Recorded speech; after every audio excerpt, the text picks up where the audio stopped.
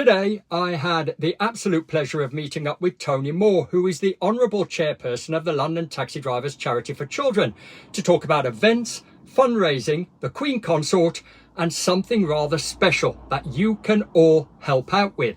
So sit back and enjoy my interview with Tony Moore. Thought you might say that.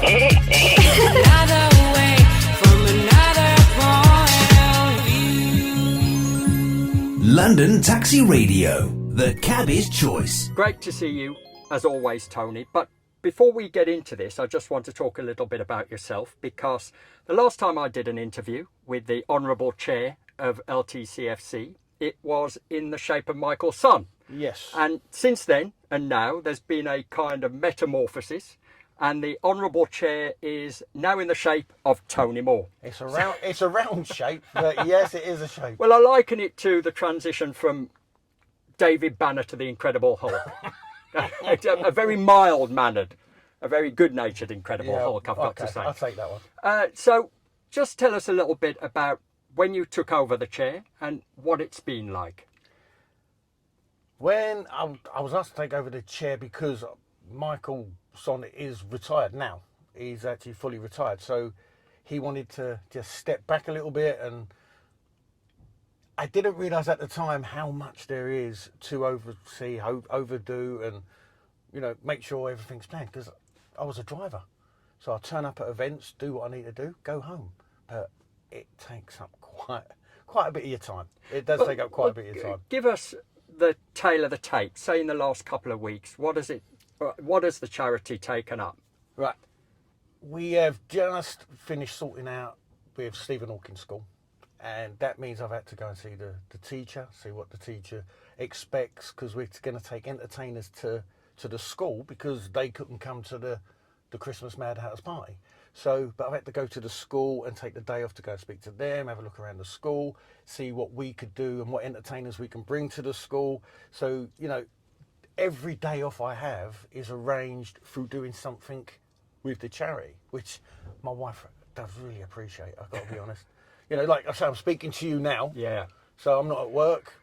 Like yourself. Like yourself. So but I'm not at work. But then after I've finished with you, I've got to go to the Asda store in the Isle of Dogs to see if they can, you know, fit us in on the date that we've arranged, which we'll talk about later. But we've now got a date, so I've got to go and see Asda. Then I've got to go to a school about a sailing event that we've got coming up. So every day that I try and squeeze in as much as I can on that particular day off. So, yeah, days off are not really days off. Well, it's a day off from driving the taxi. Yeah, well, it's all good stuff. Now, we're pretty much on the back of the charity's biggest winter event. And I've got to say, viewers, if you've never been to the Mad Hatters Tea Party, then it is such a spectacle on a grand scale of the likes you've never seen before. Yeah, but Tony, trying to organise an event like that with so many variables must take a lot of doing. So it does. What does it take to organise an event like that? Well, we have our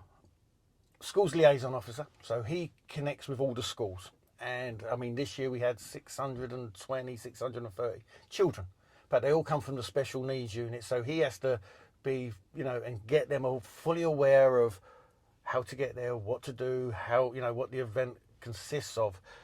But then we've got John, who arranges drivers to turn up, and he arranges the food for the adults, not the children. He arranges the food for the adults. But then you've got the entertainments officer, which arranges for the disco, the dancers, the singers, you know, the face painters, you know, everything else. And then you've got the general secretary, if you want to call him for that, but he arranges the actual, you know, hotel, you know, because it's the JW Marriott. So he arranges that, and he's been doing that venue himself, I think it's 15, 16 years. I mean, we've been going there 50 years altogether, you know, he knows the ins and outs of how the hotel works and how the hotel runs. So everybody has a section to do, and it's sort of like all comes together in one in one lump. I mean, it really does. I mean, somebody like me only sees the end result, and I've got to say, in the last couple of years, I've noticed how there are so many children of varying abilities there, isn't Yeah. there? But not only that, they are all from very different backgrounds, aren't they? And Yeah. that's something that's really important to the charity, isn't it? Exactly. I mean, nobody is excluded. We have every nationality, we have every race, we have every religion. So, you know, as much as we call it a Christmas party, it's the Mad Hatter's tea party. Yeah. You know, so everything about it, if you've never gone before and you didn't know it's called Mad Hatters, you say, oh, it's a Christmas party. But I say, to be all Oh no, inclusive. it really is mad. It really is mad, I'll tell you. But yeah, all inclusive, it's the Mad Hatters Tea Party. Say, and everybody, say, no matter what their disabilities are, I mean, wheelchairs, you know, we have soldiers, we have arranged soldiers to turn up and firemen to turn up. They carry wheelchairs because they don't have a lift. It's a sweeping double staircase. Yeah. And yeah, the soldiers carry wheelchairs down and up. Adults is different. We can take them somewhere else. But because we could have quite a few children coming through in wheelchairs, they just sweep them down and sweep them up again. You know, so even that's Claire, you know, who's on the committee. She arranges the soldiers or the firemen. You know, so everybody has a section to do. And it just, on the day, there's always a little hiccup here and there, but in general, everybody. Yeah, well, we don't see does the their hiccups. We really don't. And the children don't. That's the thing. Unfortunately, we invited the Stephen Hawking School, but with, you know, obviously they've got special wheelchairs. You know, if you think of Stephen Hawking's, you can imagine what the children. I mean, are one like. of the kids I take to school is the Stephen Hawking School. It's a brilliant, fantastic It really place, is, yeah. but they couldn't make it to, you know, the Marriott. But they missed something that was very special, which was we had the Grenadier Guards turn up and do a 25-minute set, you know, in their bearskin hats, marching around, and the kids absolutely loved it. Yeah. So, because they've missed out this year, we're going to now take, for the first time, entertainers to the school. Oh, yeah. So we've organised through the headmistress what the kids would like. So she's basically booked whatever it is that would be more beneficial to the children, and we're just going to go along and, you know, make sure everything runs right. You'll see me in the background waving if we do a video of it. And or whatever dancing, it'll be. because we saw you dancing. Oh, we had a nice little don't- video that one, out of you, yeah. Do you know, I was doing something on TikTok just then, I'm just flicking through, and suddenly I've popped up going, You are, aren't you? it's like, where did that come from? It was great. You mean that was just a warm up?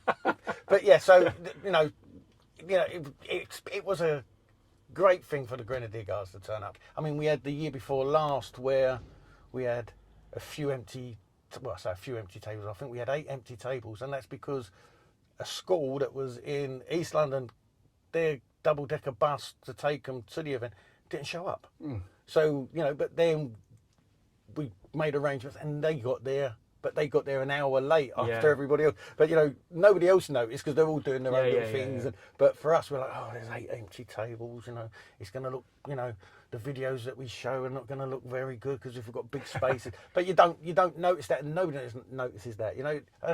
The added problem we had with that is because there was like empty tables. The other children were going to their tables and eating their food as well. So then we had to have so then we had to get the extra food from the hotel to match it up. So, you know, they're little hiccups, but nobody on the floor itself, as I say, notices anything. Everybody has an amazing time, and I know that the major summer event will be here before long.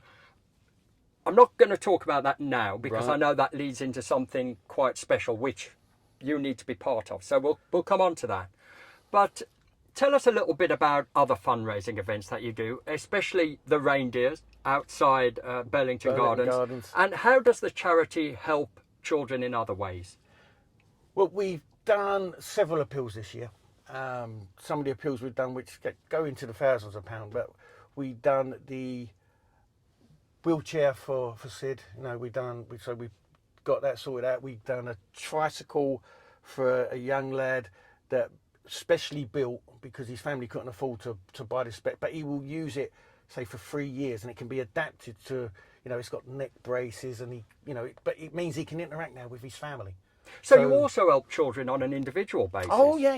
I would say that is part of the thing. If people put in appeals, the committee will go through them. You know, we don't do generic ones. You know, we don't normally go into crowdfunding ones. That's not. But individual children that, families can't afford to do certain things. Especially now with a time of hardship. We had a couple of appeals where, a person's got in touch because they needed food, but that's not our department, if you know what I mean. That's a government thing. So if they needed something, as I say, like a specialty trike or a wheelchair, we'll see what we can do. But so that we have. But it's also about funding, isn't it? Yeah, it is. Our funding now, like the Burlington Gardens, again, the committee and the drivers giving up their time to just stand in the cold in December at Burlington Gardens, shaking buckets and, singing songs that are being played behind us. What from people walking past, it's great hearing, White Christmas, but when you've heard it 25 times in a day, your head starts to rattle. But but those, I can't remember how much. It's still a great visual to pass by and see this. A taxi looking like a reindeer, a little bit like a reindeer. But the problem, the thing that we've got to do now, see, as a charity, we've got that reindeer fitted TX4. Yeah. Oh yes, of course. It won't fit on these, and it's done with magnets as well onto the panels. Yeah. These ain't magnets. Oh, right. You can't put a magnet. They don't got no metals for the magnets to attach. So we've got to somehow, or Claire is actually sorting out about getting another one made bigger and with different ways of trying to attach it. Without damaging a very expensive vehicle. But that actual reindeer converts in the Easter time to a rabbit. So whereas it could be either, really. And we developed with the antlers. We got floppy ears. So we can then go to a store somewhere at Easter and do the rabbit, and then people hopefully put money in a tin. That is as simple as that. Yeah. And the summer event. Now, where do you usually go? Southend. Southend. Yeah. Southend. We are known for our Southend trips, but they have become, since COVID, very complicated. Councils both ends really, where we leave from and where we go to. So them kind of things are out of our control. So we couldn't go to Southend last year because where we normally have the car park where we leave the cars, the council didn't give us permission to use the car park. But if we didn't have the car park, we couldn't use the hotel that it was attached to. And, so then because of that, we couldn't go to the Peter Pan world. So, at the last minute, it all had to be changed. So last year was levels of bureaucracy that are a problem. Yeah. And it's like the car park was a health and safety reason, I believe. Or there was a reason. There was a reason. But you did go to the wildlife park. Oh yes, last year, which was a brilliant day out again. I was there. It was a fantastic experience. But that has led to something quite significant, hasn't it? Now I'll let you tell us about that. Well, we was put forward to go into the Smiley Awards, which is the short video awards, 5 minutes and under. And we're in that section, which I believe was filmed by some strange fella that I can't. No, I don't. But so again, thank you to you for that. But we've got through to the final stage, which is a red carpet event in Leicester Square. The Odeon. It would be the Odeon. It's the Odeon. So where all these red carpet events take place. Exactly. It's quite incredible. I really. got a chance to, maybe comb my hair and put on my suit again, that ill-fitting suit. Yeah, we've all got one of them. So there we go. I can do that again. But I say, from there, we don't know if we've actually won. Yeah. It's not a monetary prize but it's hopefully exposure for the charity trade. Yeah. So show it go out to newspapers. It will go out in magazines or whatever it be, and it will. Especially if we win, it will just show. How how the taxi service in general acts within the general public that they don't know. Yeah, I've got to say I will add to that because, like most charities, LTCFC doesn't get the recognition that it deserves, but more so, it also doesn't get the funding that most charities are privileged to. So this could go some way to giving LTCFC the exposure that it so rightly deserves. So we'll put the link up to that. If you can go to that, I think there's only about 4 more days, isn't there? Voting. Exactly that from now, And really, it's nice to be an also-ran, but it's also nice to win an award, and it is the People's Choice Award, and this could give the charity some exposure. That's what I mean, with the taxis that we have, you know, whether it is 17, 18,000, if they've all got a family member or a child, they've all got a phone, and it is free, it literally is 3 clicks on a phone. Yeah. You know, you go, that's the one, boom, and send. 3 clicks on a phone. You know, so we should, or we got a good chance of winning it. We do have a good chance, but we are up against, you know, you've done that, but we've got people that are bigger charities that are more with filmmakers, professional filmmakers. In a way, yeah. I mean, as I say, but if anybody's not seen Sean's video itself, I must admit, it is so well put together. Well, so well the put thing together. is as well, we need to give a shout out for the committee here, because this relies on a very committed committee, doesn't it? Made up pretty much of black cab drivers. Oh, all black cab drivers. So made up entirely of black cab Some drivers. have retired, because we've got a couple, you know. Yeah. I think a couple 79ers and I think an 80-year-old. So, you know, one's been on the charity from, you know, I think 55 years. Yeah. You know, so you're always looking for more drivers, aren't you, Always. to get involved? Always. I mean, with our summer event, I mean, numbers for taxi drivers, because it is tough times for people out there, but you know, the new ones don't seem to know. So when I first started, my knowledge school had a fella called Brad. Brad was part of the committee, and we normally all branch off and join up with something from that point. So, but Brad was on the children's charity, so I went with Brad, and so that's how I've developed. But it doesn't seem to be the same anymore.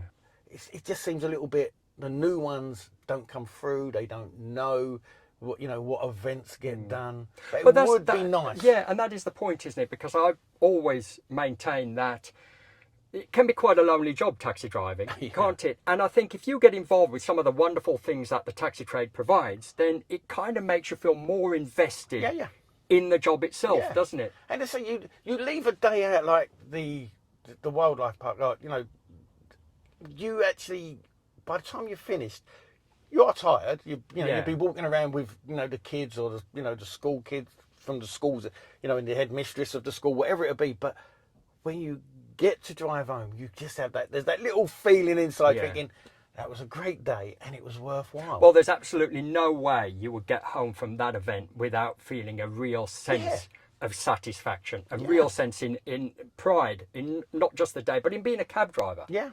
I mean, I see drivers there that only see each other once a year. Yeah, it's you know, so they go there and they're like, and you know, so even that, you know, see you next year. But that is the only chance. It's a lonely place sometimes. It'd be great if some new drivers come through, because when you do turn up in like the car park waiting to go on this trip, it is familiar faces, isn't it? These drivers that have been doing this for years, not just committing themselves to the children's charity, but also to the taxi charity for military veterans. You know, it is the same people, so it would be great, wouldn't it, to see other drivers, newer drivers come through. I say on the charity, I mean, this year for the committee side, you know, if you start driving and you start liking it and you start getting more involved, you know, I mean, we ourselves have to involve drivers a bit more in other things and let them know what we're doing in between. So a lot of drivers don't know that we'll go to a sailing event and we're going, you know, to the Stephen Hawking School, or whatever it is, they don't know. So we need to start involving the drivers that, and once they start doing that, they might want to jump onto the committee. You know, so this year we've lost, you know, Larry Abrahams. He's been doing it years. Retired, but he's now moved to the coast. You know, hope he has a long and happy retirement. All that. But we've also this time, you know, we had a new member join last year, which was Ian, and we've had 2 new ones this year coming, and that was Louise and Stuart. Now, Louise had only ever done one trip. She'd done the trip last year, and then she spoke to somebody and said, "Oh, this is great," and she's jumped on board to the committee just from one trip. You know, and we had our AGM this week, and she's now going to be our minute taker. But she will get more and more involved, and you know, every time something happens like the Mad Hatters, she's never been to one of those before. So she was on the committee before she'd even been to a party. You know, but she was like a deer in headlights for that. She's like, I don't know what to do. Where do I go? We're like, just have fun. Just have fun. Take it in, soak it up, and then you know it'll all. You know, next year we might get you more involved Yeah, with yeah, yeah. doing different departments. So get involved, because Yeah. you won't be disappointed. Now, we can't possibly leave this without mentioning who the patron is for the charity. Who is it? Because, well, some anonymous person, innocuous person in the background. Yeah. But really, it doesn't get any bigger than this, does it? Well, maybe one bigger. Maybe One bigger. Yeah. We now have the new Queen, Camilla. Yeah. So she is our patron. So she's been our patron for several years. Yeah, it's fair to say that she was patron before. Yeah. So And I also imagine that she would have had to be more selective when she became Queen with her engagements, but she kept the charity on, didn't she kept the charity going. She, they are involved. I mean, for me on a personal level, I never thought I'd be having to write a letter to the royal family. Yeah. To for my concerns about the King's health. But Yeah, I had yeah. to write to her, and then I spent hours trying to find because the right protocol which you have to call them, because what you have to write in a letter is different to what you say to them when you speak to them in person. So that drove me around the twist. But I never thought I'd have to do that. But it did go some way as well to taking part in the King's coronation. Oh didn't yes, yes. We had a few members that had an invite to the coronation day itself in the grandstand facing, Buckingham Palace. So they, see them all waving off the balcony. We, myself and Michael's son. Not Michael's son, Michael's yes. son. Yeah. So we with our wives went to the actual King's coronation garden party. So, it was, something in my head I'd never thought I'd be. Well, especially a coronation one. That's a little bit different, So, that invitation, that gold gilded invitation, is on the wall. No, brilliant. And you look very smart, I've got to say. Well, I can brush up. Like the Incredible Hulk's clothes fit. They did fit. Look, I mean, like I said, get involved with the charity because it is absolutely fantastic. Go online. Yeah. We'll put the link up and vote for the charity to win the People's Choice Awards at the Smiley Face Film Charity Awards, something like that, isn't it? Is there anything else you want to add, Tony? Well, again, this year we've just got our date through for when we're going to leave. We're going to go to the zoo again because it was such a great. It was a great day. It really was, and because you got dinosaurs and things like that. And they aren't the cab drivers. They're not alive. Yeah, they're not alive. I mean, it's a zoo, but it's not that good a zoo. It's not Jurassic Park. It's a brilliant day. I mean, we was fortunate with the weather as well, wasn't we? Yeah. Yeah. I mean, we had a little drizzle, but apart from that, nobody noticed that because the sun kept. Yeah. But again, drivers. That is all. The more drivers we have come forward, the more children we can invite. It really is that simple. Yeah. So I think last year we had 65. Just if we could get up to 85, the fact that we'll get 4 or 5 people, say carers and their children, then numbers go up. Yeah. So that is it. The more drivers, the more kids, and that's what makes the day. It really is that simple. All right, brilliant. Thank you, Tony, for taking part in this, and I'll see you very soon. Yes, unfortunately. Brilliant. No problem. Cheers, mate. Thought you might say that.